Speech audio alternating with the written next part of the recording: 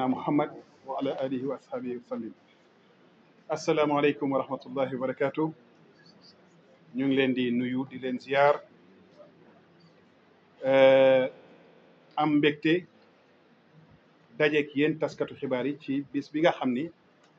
Renafus di bànqaas wala kuréel bi nga xam ne moom moo dajale organisateur privé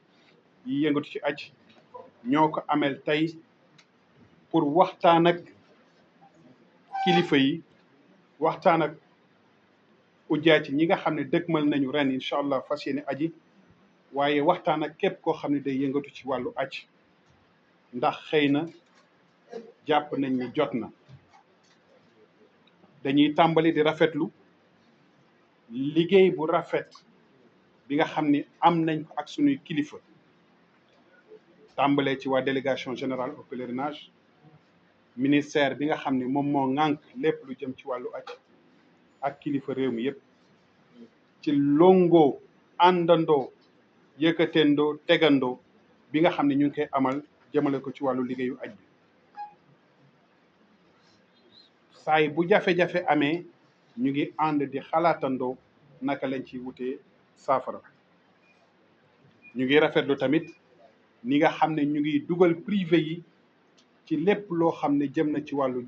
jël décision bu jëm ci wàllu organisation aj rawatina saay bu ñuy tukki di dem Arabie Saoudite di négocier lu jëm ci wàllu aj bi ñu boole ci privé yi ñu bokk ci waxtaan bi. ñu bëggoon xamal askan wi ne Arabie Saoudite na muy organiser aj dafa soppeeku ndax Arabie Saoudite tàmbali na liggéey bi depuis le 4 septembre bi ñu weesu. depuis 4 septembre ñoom tàmbali nañoo liggéey bi nga xam ne mi ngi jëm ci aju 2025 bi te ndaje yi nga xam ne Arabie Saoudite daf koy def ak dëkk yi nga xam ne ñoom ñooy organiser aj seen ndaje yooyu ñu ngi ci te danañ ko jeexal fii ak fukki fan ak juróom maanaam le 23 octobre bii ñu dëkk ma le 19 février maanaam bu desee fukki fan pour weeru koor bi ci la ñuy xam ci la lépp loo xam ne jëm na ci wàllu visa jëm ci aj bi ci lañ koy tàmbale di ko génne. waaye ku ne visa wàllu aj ne balaa ngay génne visa faw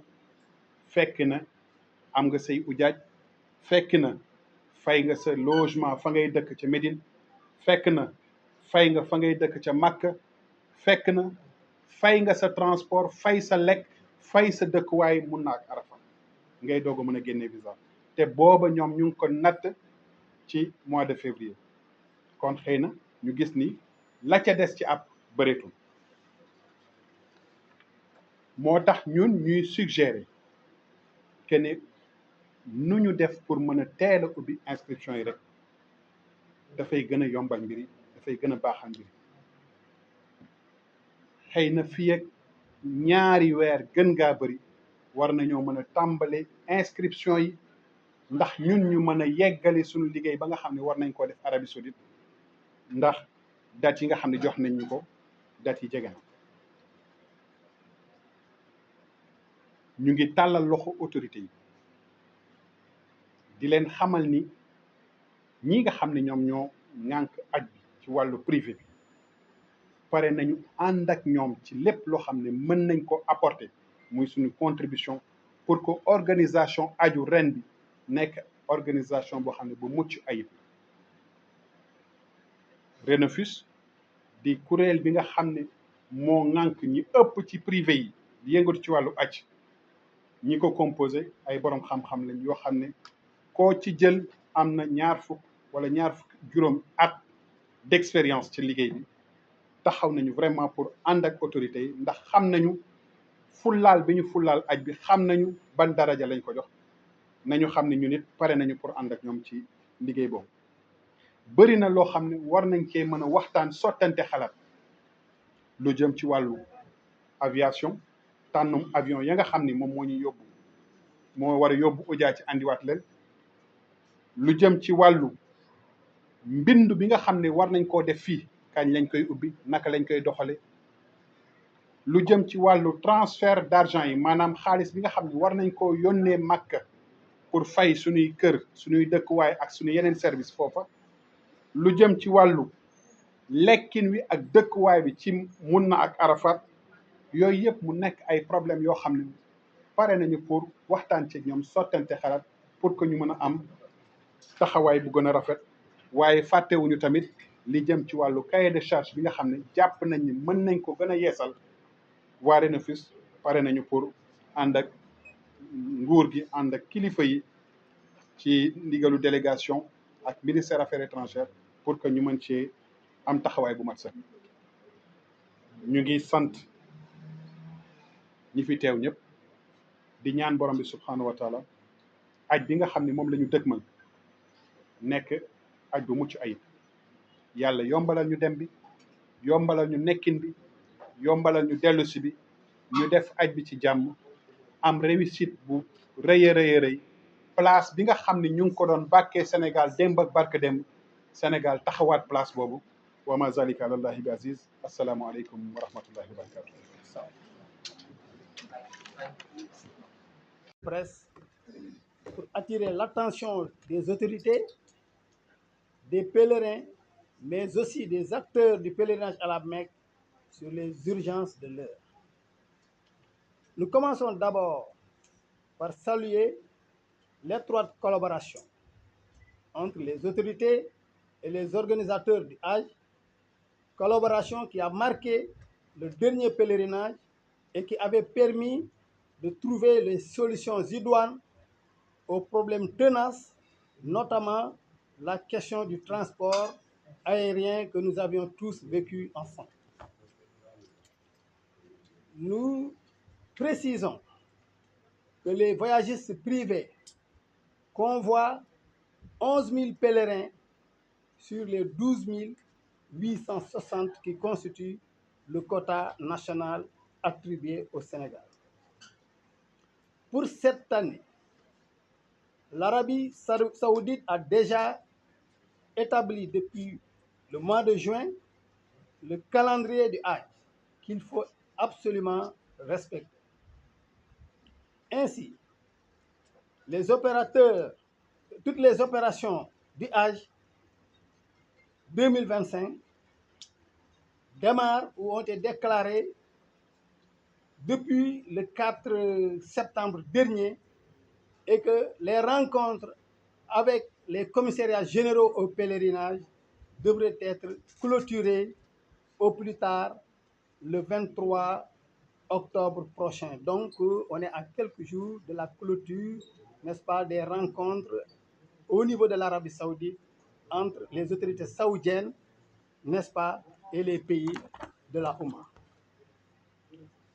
À partir du 19 février 2025, soit 10 jours avant le début du Ramadan, qui est prévu le 1er mars,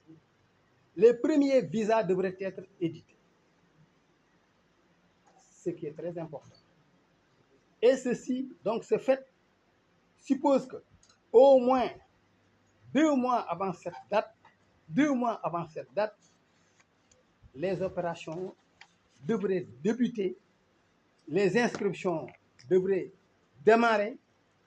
l'aviation ou la compagnie aérienne choisie, les contrats avec les logeurs terminés.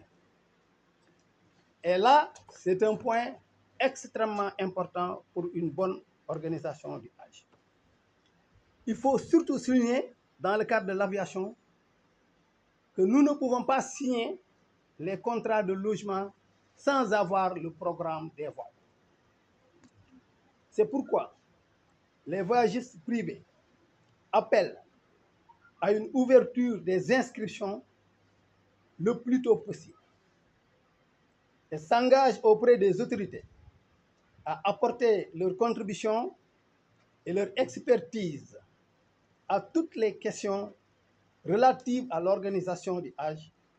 notamment les questions de l'aviation, donc de la compagnie aérienne, de la gestion de ce que nous appelons communément l'étape de Dakar. Donc c'est l'organisation des